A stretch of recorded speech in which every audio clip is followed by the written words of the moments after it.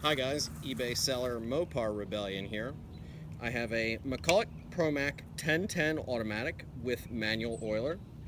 Want to do my normal cold start video. We're going to take a muffler temperature measurement with a Minolta Land Professional infrared thermometer.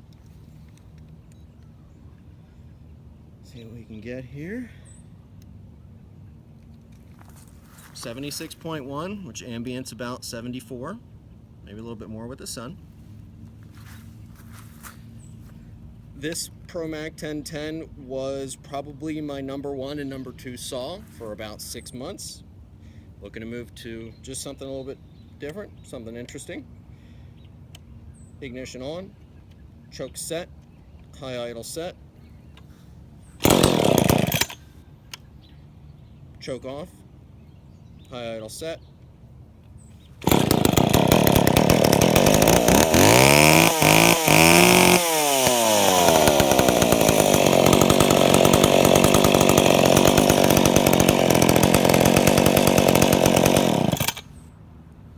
Thanks for watching. Happy bidding.